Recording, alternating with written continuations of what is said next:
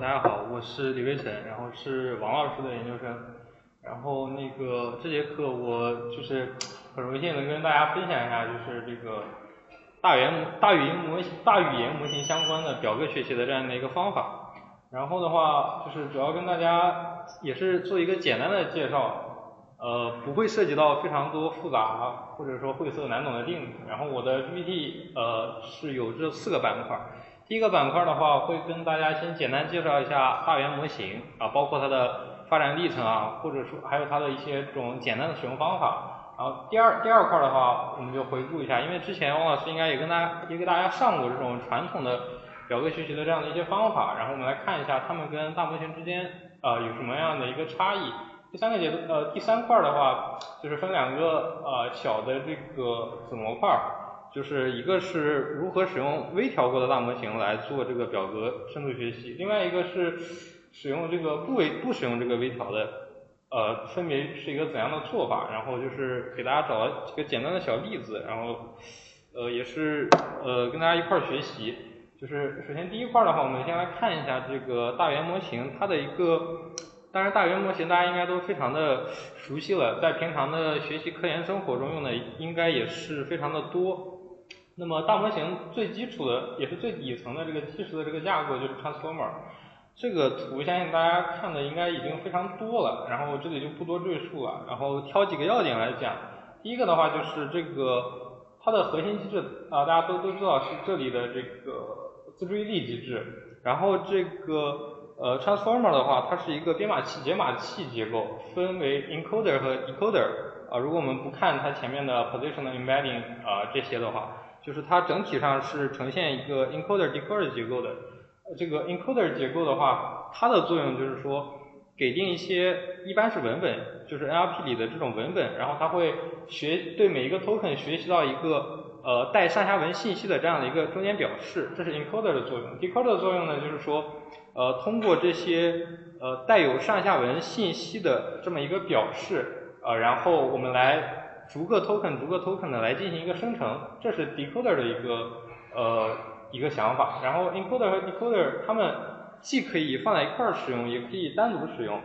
你像 encoder 单独使用最著名的就是这个 BERT 是谷歌家的，然后 decoder 最著名的当然就是 GPT 了。然后 encoder 和 decoder 也可以同时使用。那么他们这个最有名的是这个谷歌家的 T5，这是一个大家应该听说过，这是一个 sequence to sequence 的用于机器翻译的这样的一个模型，也是一个比较有代表性的这样一个作品吧。然后来看一下大语言模型就是从18-19年到现在当然这个图它比较老，它是直到23年、24年、25年它还没有放上来。这样的一个发展历程，大家可以看到这个树呢，从最底下是一些这种非常传统，就是在 transformer 之前的那个时代，大家都是怎么做的，就是 word-to-vec、glob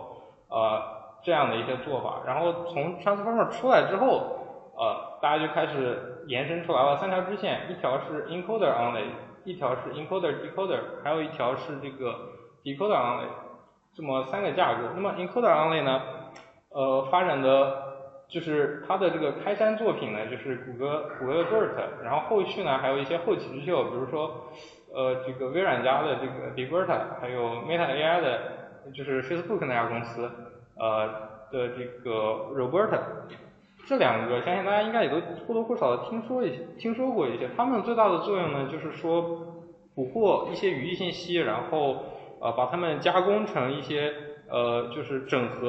合上下文信息的一些中间的 embedding， 这个是非常好用的。比如说大家做这个语义相似度，或者说做这个情感分析就是用的比较多的是这一块。encoder-decoder 架构呢，从一开始的 T5 到就是比较著名的就是这个咱们国内的就是清华大学他们做的这个 ChatGLM， 他们实际上不是传统的这个 GPT 的这样的一个架构，而是一个 encoder-decoder 的这样的一个架构来训练出来的。那么 decoder only 呢，是这个最庞大的一支，因为这个 GPT 的出现，然后导致各路这个人马都纷纷的去模仿，然后从一开始的 GPT-3 非常火，然后到分叉出来好多到现在，那么闭源的最强的2家应该就是一个是 GPT， 一个是这个 Cloudly。就是这两家。那么开源的话，一个是 Llama， 还有一个应该就是咱们国内就是，当然它没有写上来，就是 DeepSeek。最近通义千万好像就是阿里团队他们好像也开源了一个叫 QWQ 的，好像说是那个也非常的强，大家可以去就是用用看，就是体验一下。然后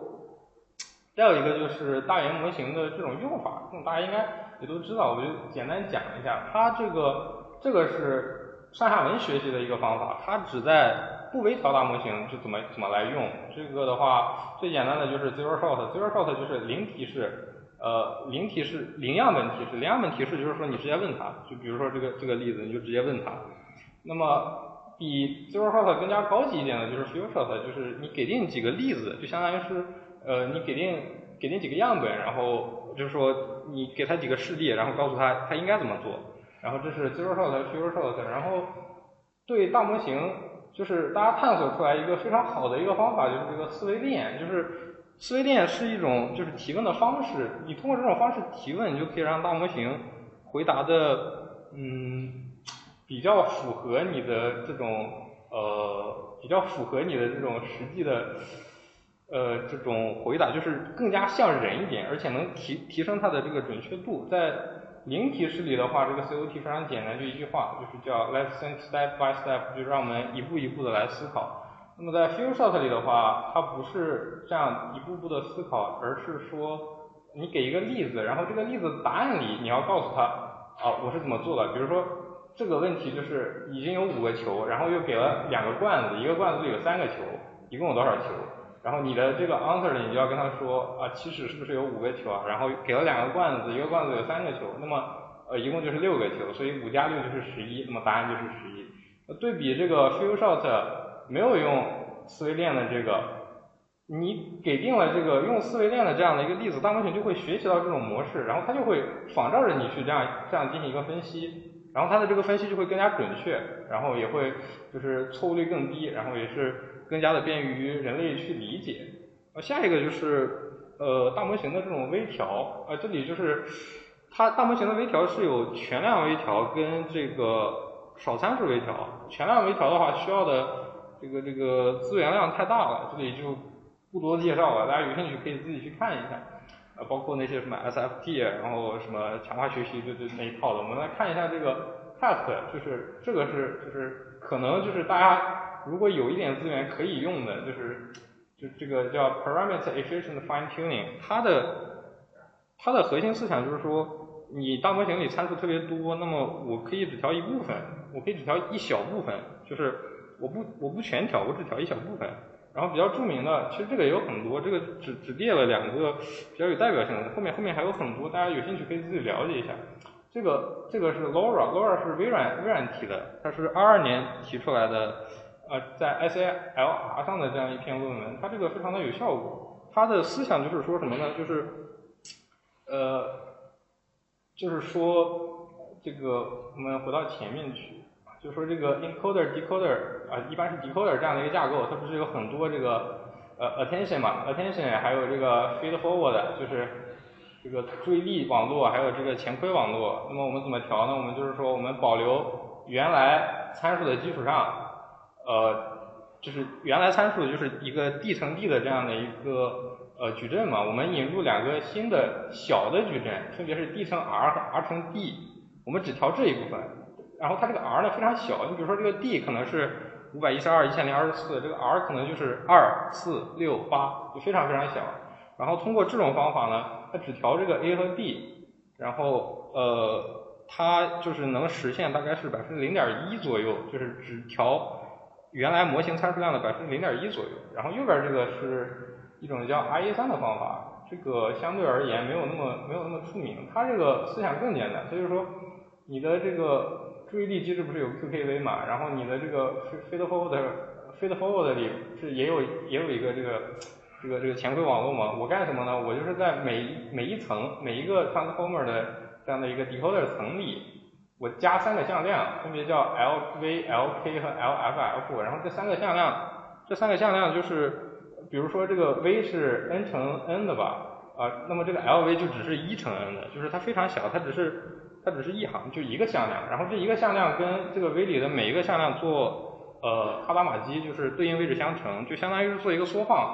然后它通过这种方式来进行微调，它这个参数量会更小，它大概是0.01%。通过这两种方法呢，就是大概的就是能在资源非常低的情况下，能够去调整大模型的这样的一个参数，从而让它适应这个我们想要让它做的这种下游任务。然后这个 RE3呢，它还就是它除了原来的这个语言模型的 loss， 它还自己加了2个 loss。就原来语言模型的 loss， 大家可以理解成就是对的概率要升高，那么它加的这个就是错的概率要降低，还有一个就是长度的这样的一个 loss， 因为越长的，那么它就是出错的概率就越高，那么它这个 loss 就应该越大，但这显然是不合理的，就是你不能让一个长句子的 loss 非常大，因为长句子可能包含更多有用的信息，所以就是这样。当然还有很多，比如说prefix tuning、prompt tuning、p tuning， 然后这个大家有兴趣的可以自己了解一下，这个就不多展开了。然后我们下面是这个第二部分，第二部分就是简单讲一下传统的这种做这个表格学习跟大语言模型做表格学习的这样的一个区别吧。然后这是一张图，这张图就上面写了这个传统的这个做表格学习的方法。但是那么这个表格数据呢，它有一些性质大家应该都是很清楚的。第一个它是很强的异质性，就是说列与列之间是不一样的。第二个就是这个稀疏性，稀疏性就是说它一个很大的表里可能有非常多的空值。第三个就是没有这个局部性，就是说行和行之间，就是连续的行和行之间可能没有什么联系，有联系的可能不连在一块儿，就这样的一个感觉，然后需要进行预处理啊这种的。那么最传统的方法呢，就是一些基于数的，当然这个也是现在就是那种公司里大家用的最多的方法，因为它最简单而且最快，效果可能不是说最好，但也是就是不是第一不是第二就是第三，它可能比不过某些深度学习方法，但是它还是非常有优势的。比如说这个叉 GBoost、CapBoost， 然后 LYSGBM 这些方法。然后这个深度学习方法呢，它有很多，从一开始的这个 data transformation， 这个就是说一开始还没有 transformer 的时候做这个表格学习，大家就想我是不是可以把表格学习搞成一个类似于 CNN 的这样的一个形式，然后拿卷积神经网络去做，然后这是这个方法。然后后面有了 transformer 之后，就是大面积的都应用了这个transformer， 就是也不能叫 transformer， 就是 attention， 就是比如说之前应该是给大家讲过的 TypeNet 还有 Type Transformer 这种的，那么这些就是怎么说呢？它虽然说这个有用，但是说一方面是它非常的繁杂，就是你需要做很多的预处理；另一个呢，就是说你这个语义信息它可能提取的不是非常全面。然后这个就是一个典型的做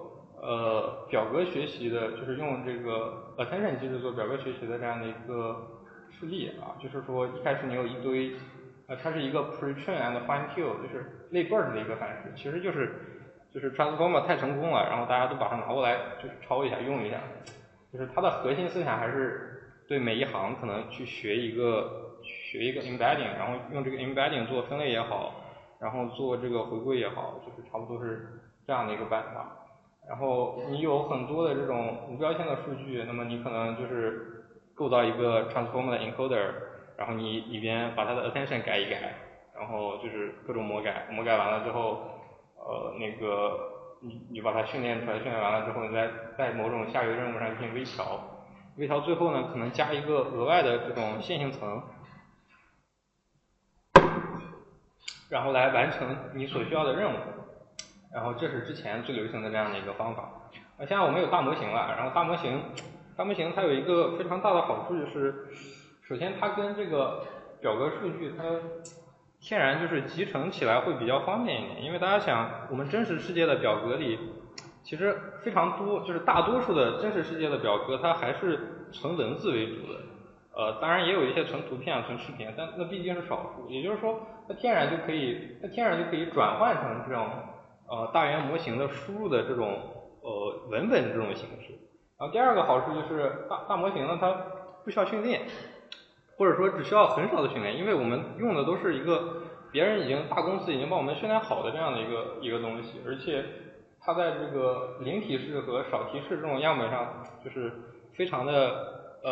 擅长这一部分，意味着你不需要用更多的数据来就是辅助它，不像你搞深度学习，你第一步要做的就是搞大量的数据，然后你在大量的数据上训练一个模型，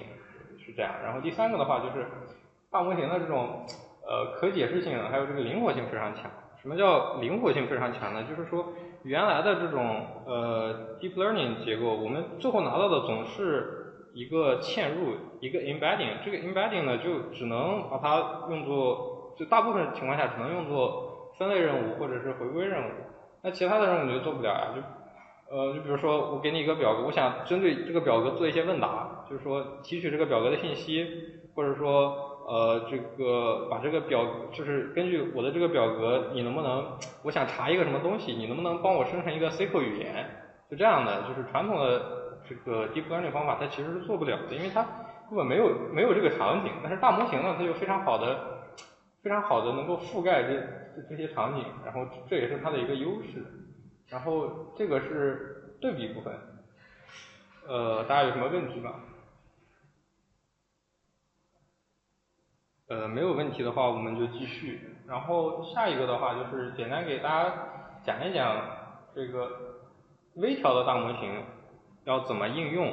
在这个表格学习上，还有这个不微调的大模型怎么应用在这个表格学习上。就是微调有微调的这样的一个范式，不微调的话有不微调的这样的一个范式，当然是这样。那么这个是微调大模型的一个范式。微调大模型的话，它一般需要包含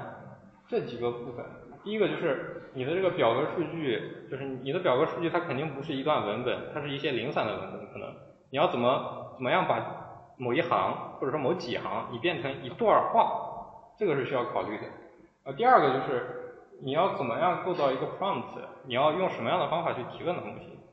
第三个问题就是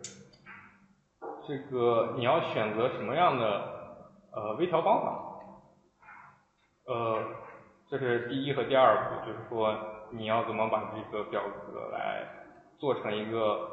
文本，然后跟这个 prompt 结合起来，最后生成一些语料，然后再用这些语料在这个大模型上做一些训练。这三点是需要考虑的。下面就是通过两个例子，其实也是两篇比较有代表性的文章，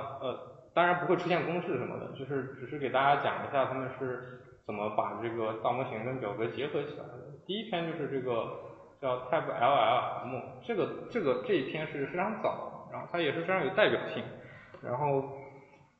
它是23年的一篇文章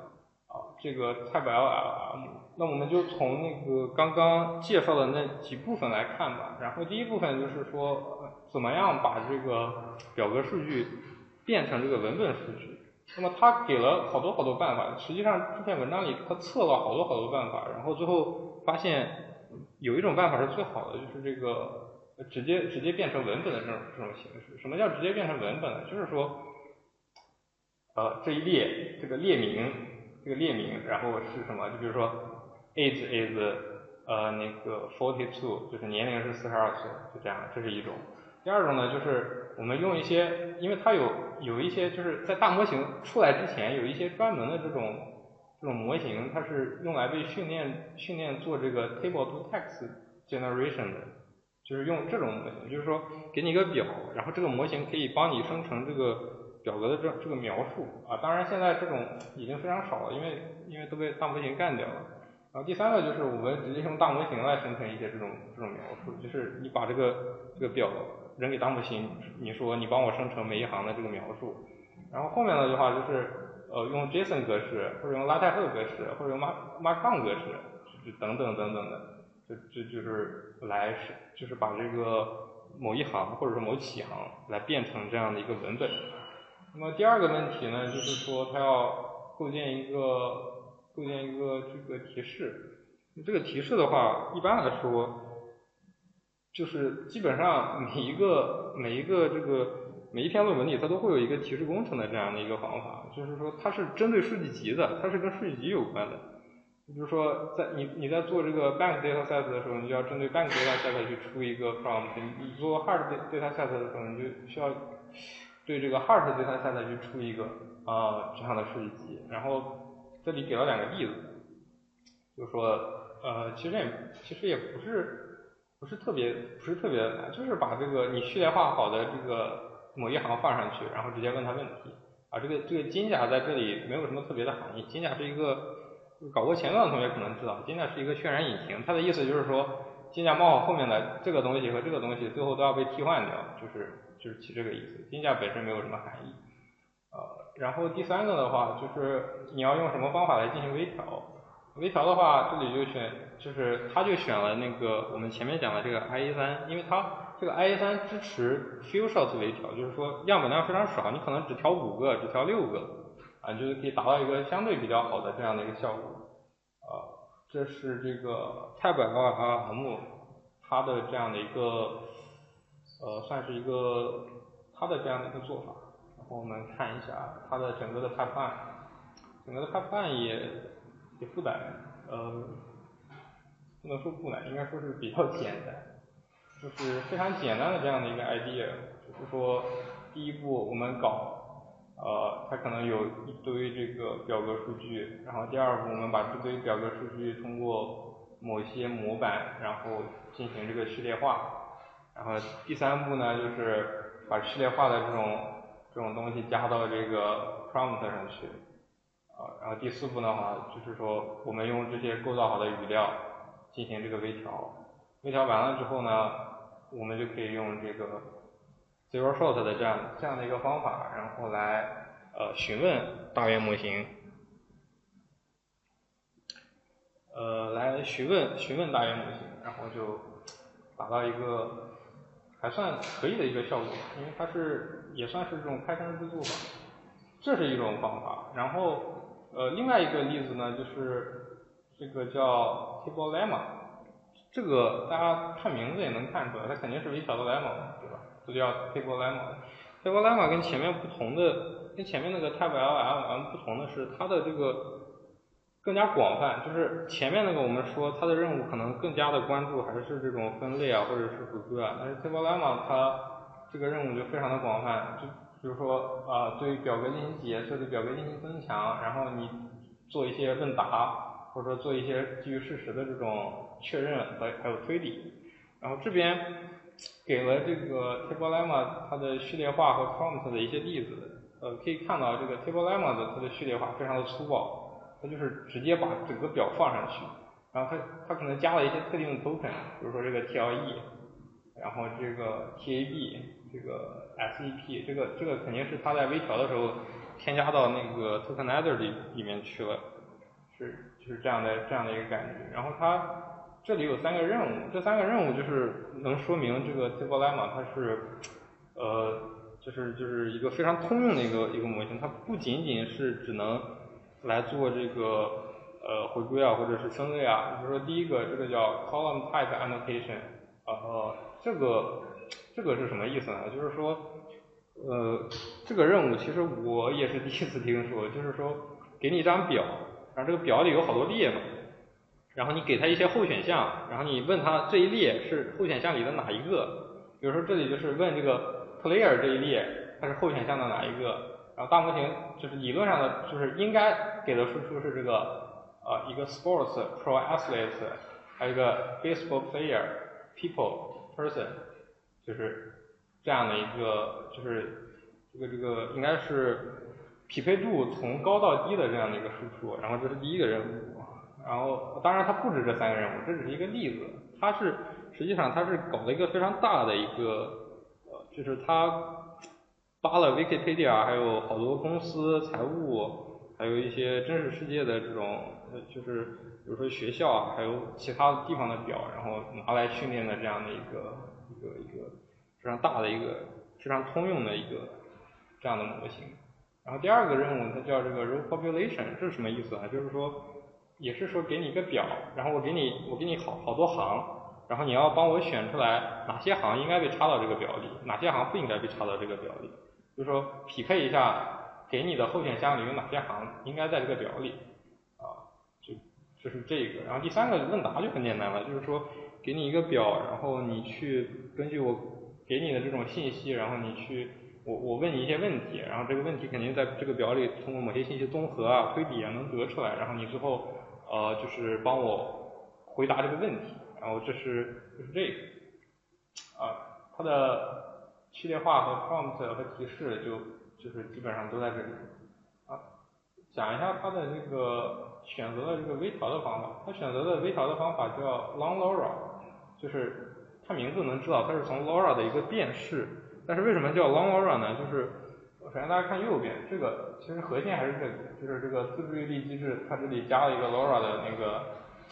个 A 和 B， 然后 A 和 B 是非常小的，然后去调这个。然后为什么叫 long LoRa 呢？是因为它搞这个表搞得非常非常长嘛，那么它势必就是它的上下文就非常长。那上下文非常长的话，这个做 self attention 就非常慢，然后效果还不好，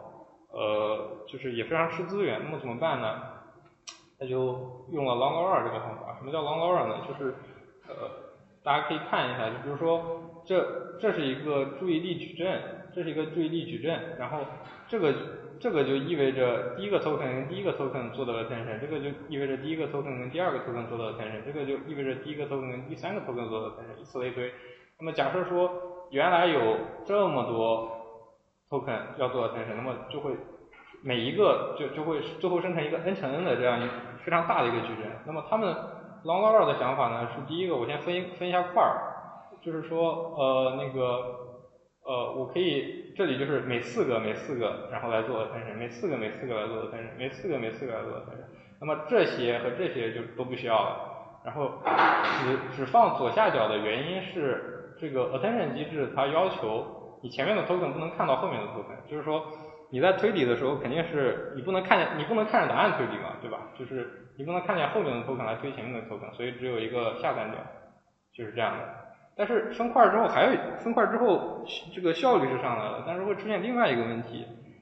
什么问题呢？就是每个块就是它其实这些才是一句话嘛，然后你把这句话又分成了好几块，那每一块跟每一块之间它的信息它就拿不到了，然后它的效果就会很差。然后他们怎么做呢？他们就是说我再分一个块，然后我这个分块呢，我就跟这个不一样了，我是在这个的基础上我做一个位移。你比如说这个是前4个来分块，这个就是前2个和后2个分块，然后第3个跟3、4、5、6分块，7、8、9、10分块，就相当于是我做一个重叠，然后它其实然后最后再把这个重叠进行这个相加，就是说那就是说我第一个 token 不仅跟就是前4个 token 能做，然后我还能跟就是前2个跟后2个做，然后它其实最后做的时候是每一个 attention 它是做2个头，然后一个头是这样的，就是不位移的，另一个头是位移的。那么每一次都位移的话，那么很多的 transformer layer 堆起来的话，它这个最后就能拿到一部分的相互交互的这种信息所以说它的这个效果就比直接堆叠的要好一些这个大家有兴趣可以自己了解一下，这个讲的也比较浅显。然后我们来看一下 table lemma 的 pipeline， 它这个 pipeline 其实很简单，因为它是在一个非常大的表格上做的，这就是那种大一出奇迹，就是人家这个资源多可能钱多，然后就直接调就完了，就是简单粗暴的调完了之后直接使用，而且它的这个调的这个任务跟最后实际使用的任务是不一样的，这个就能证明它确实有用，就是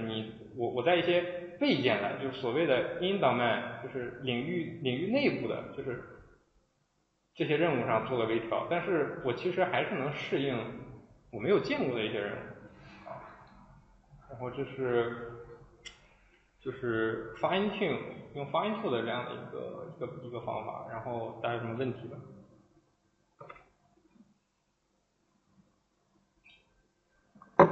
没有问题的话，我们继续往后讲。最后一个部分比较轻松，就是你不需要调大模型，你不调大模型应该怎么办呢？首先说，有些时候就是大家即使想调，它其实是调不动的。为什么呢？因为你根本没有那么多的资源。就是说，你想要调大模型，即使说你是一个用就是参数高效的方法调大模型，那么也有一个前提，就是说你的显存要至少能把整个模型放下。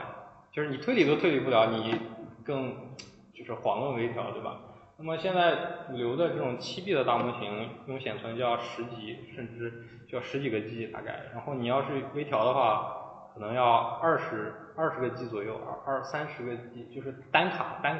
就你多卡的话，它其实是很难利用起来。你比如说你有4张10GB 的，你其实是调不动的。你必须要有一张40GB 的，这个才可能能调动。所以就是说，大家就在研究怎么能在这个不微调的情况下也能做这个任务。而且还有一点就是说，什么呢？就是现在非常最先进的这些大模型基本上是不支持微调的。你像 OpenAI 还有那个 Clouded， 因为它们都是闭源的，它根本参数都不给你，你没有办法微调，你只能想办法就是如何使用这种 API 调用的方式，直接问答的方式，然后来进行对你这个任务做一个加强，怎么能让你这个任务做得更好一点？第一个办法就是 REG， 就是 Retrieve Based Method， 基于检索的这样的一个方法。REG 相信大家应该都听说过啊，这里简单介绍一下，就是它的这个核心思想呢，就是说我连接一个外部的知识库。然后我从这个知识库里再拿一些信息给大模型，然后大模型它有这个上下文学习能力，它就能就是通过我给的这些知识，然后基于我的这些知识，然后来回答这些问题。然后它一般的做法就是用户要首先给一个这个询问，然后它会有一个这个检索者，这个检索者就会在这个外部知识库里去查找相关，就是一般是做向量相似度，就是这个查询会被简化成一个向量，然后这些 knowledge 也都会被简化成一个向量，把像素最高的那些语句拿出来，然后合在一块儿，然后一起给大模型。你比如说，举个例子，就是这个外部数据库里有这个，比如说我们现在上课的所有同学的信息。如果我直接问大模型某一个同学是谁，那么大模型肯定不知道，因为它不可能知道这种东西。但是如果我们通过这种方法，比如说我问 A 同学，然后这个 A 同学的信息实际上在这个外部数据库里是存储的，然后他就可以通过 A 同学，然后查找到这个 A 同学的信息，然后一块儿丢给大模型，这样大模型就知道 A 同学是谁，并且能够回答我们的问题。这个在表格学习上同样适用。这个一个非常直觉的东西就是，之前也说过，虽然它没有这个局部性，但是它行与行之间可能存在着某些关系。你比如说这个收入表，的 Joan 和 Lily， 他们都是这个高收入人群，然后就是他们可能挣的都相对多一点，然后他们有一个特点就是什么，他们的受教育程度都相对较高，都是这个 master。然后呢，是不是就是意味着第一个教育程度是高的，他可能就是赚的钱比较多；第二个就是教育程度相近的，他是不是可能会表现出有相似的这种收入呢？就是可能就是这样的一个想法，也就是核心就是这个 knowledge is also in tables， 就是我们需要的知识可能也正在这个表格里，就是看你怎么把它提取出来。那最简单的一个办法呢，就是你直接做这个 ID， 这个方法非常简单，但是它中了 ACL， 就是怎么说也是非常第一个吃螃蟹的人吧，就是它这个做法非常简单，这就是拿一张表嘛，对吧？大家可以看到拿一张表，然后我要提问的是哪一个，然后我用 OpenAI 的那个 embedding 模型，我去做一个 embedding。然后我把其他的行我也做一个 embedding， 然后我算一下它们的相似度，然后选 top pick 最高的出来，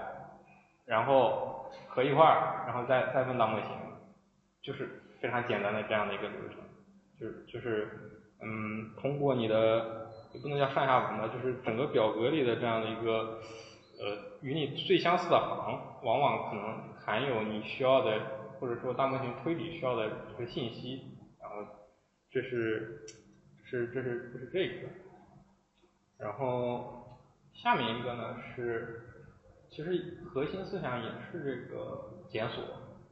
不过它是有一个适用的场景，就是说它在这个 limited labeled samples， 就是说真实世界里我们可能没有那么多带标签的数据，那么就是不带标签的数据我们能怎么样来就是做一个这种检索，或者说怎么做一个增强呢？这里给了一个很简单的例子，它这个方法其实也很简单，就是首先我们有一个这样的表，这个表就是给你一些病人的信息，不是给你一些人的信息，然后 label 是他们有没有得糖尿病，然后比如说这个 insulin 是胰岛素然后 BMI 是那个体重指数 ，age 是年龄，然后只有少部分数据，就是很少一部分的行它是有 label 的，大多数的行它就是没有 label 的。那么在这种情况下你要怎么做呢？它就可以说，它首先拿这个去问大模型，对吧？你帮我找一下这个跟这个糖尿病相关的，就是最相关的特征是什么？然后这个大模型可能跟他说是胰岛素。然后下一步你就用这个胰岛素去做一个伪标签。什么叫伪标签呢？就是把胰岛素作为一个 label， 然后就是在不知道的，虽然这些 label 不知道，但是我们知道它的胰岛素浓度，我们就可以把胰岛素浓度作为一个标签。然后在最后的任务里，我们就把这个加进去，就是这种胰岛素浓度的来作为一个标签把它加进去。然后他们发现这样居然也能有提升，这其实也是检索的一种方法，就是怎么说呢，就是有种八仙过海各显神通的美感。然后这是基于这种检索增强的这样的一种方法。然后第二个就是说那个不做检索意味着就是蕴含着这样的一个特点，就是说我的大模型可能并不是我的主干网络，因为之前的方法无论它怎么搞，它最后都要给大模型来推理嘛，那么我们可不可以就是不用大模型做推理呢？就是大模型只是作为一个数据增强的这样的一个方法，而不是作为最后出结果的这样的一个主干网络呢？那么就是基于这种想法，那就是说让大模型来帮我们做一下表格的这种预处理，对吧？就是然后来增强一下这种特征，比如说这里的这个原始的这种数据啊，然后它经过这样那样的prompt，然后就是再过这个大模型，最后得到这个被预处理过的，相当于说包含丰富语义信息的这样的一个数据，这种也非常常见，就是这里就举一个简单的小例子吧，这个叫 FitLLM， 这是24年的，应该是 SML 上的一篇文章，它的这个思想很简单，它就是说我用大模型来做这个特征工程，怎么做呢？就是说大家可以看一下这个流程图，我可以简单的比较详细的给大家讲一下，就这些表其实都是一张表，它用了一个 bagging 就是说我对同样的东西，然后做好多遍，然后我最后取一个平均，然后这个是 bagging 的思想。然后我把每一张表呢，然后我定义一些元数据，然后我生成一个 prompt， 这个 prompt 它是分步骤的，这个就是是为了让大模型去干嘛呢？就是让大模型去生成一些规则，这个规则就是说，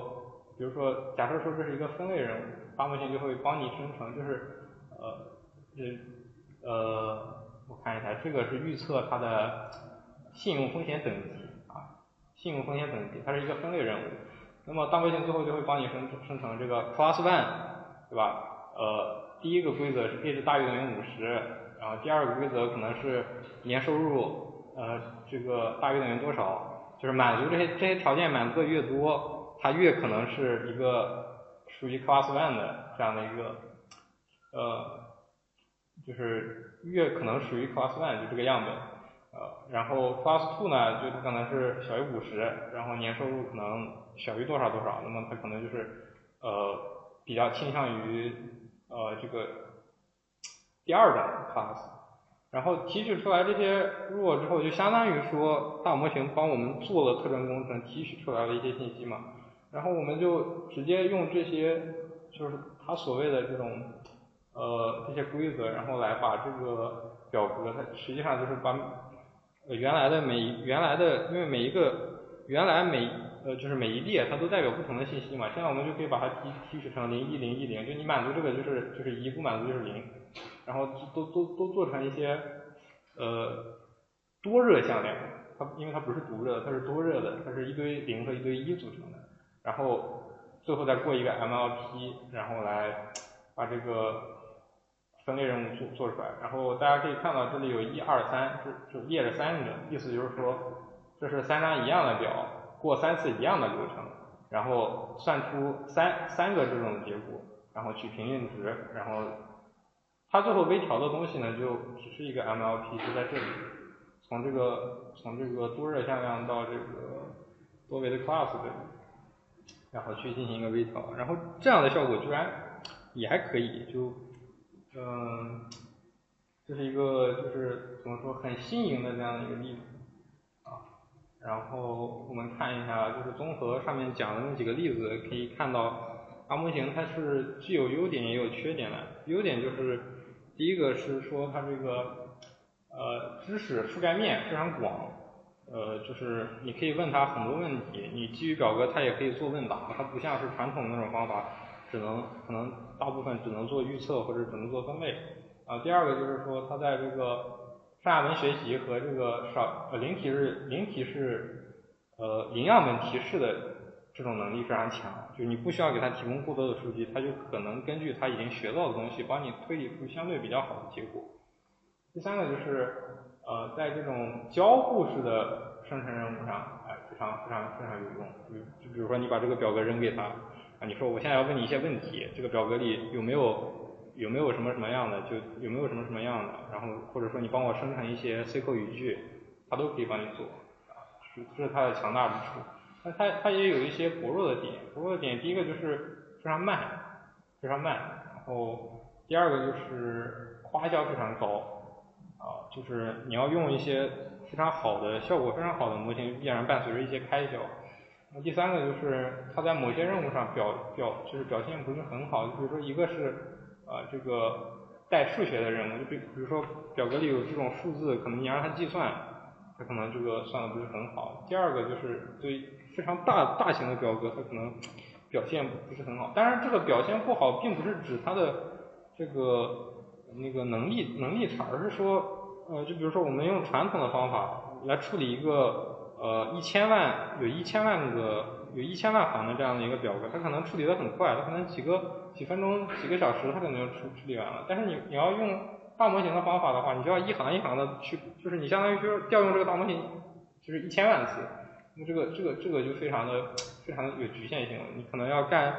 几天几月，甚至半年1年这种，就是这样的一个。然后最后是一些挑战。第一个挑战就是说，大家可以看到前面的大模型使用的方法都非常的粗暴，要不就是微调，要么就是直接用，然后就没有跟这种传统的数方法或者说这种深度学习方法，比如说基于 attention 的这种方法，它们能不能有一个结合呢？第二个就是说，这种调用大模型的话太贵了，能不能有方法来降低这种开销呢？第三个也是怎么说比较关键的一个问题，就是现在所有的这种做法都是在单表格上去做的，一个表可能可以很大，但是真实世界里我们就是用数据库里存的数据，它一定是关系型的，这种关系型的数据应该怎么样就是用大模型来分析呢？这个就是现在可能说研究的这种方向或者说热点，但是还没有就是那种特别能够解决的这样的一个方法，然后就结束了。大家有什么问题吧？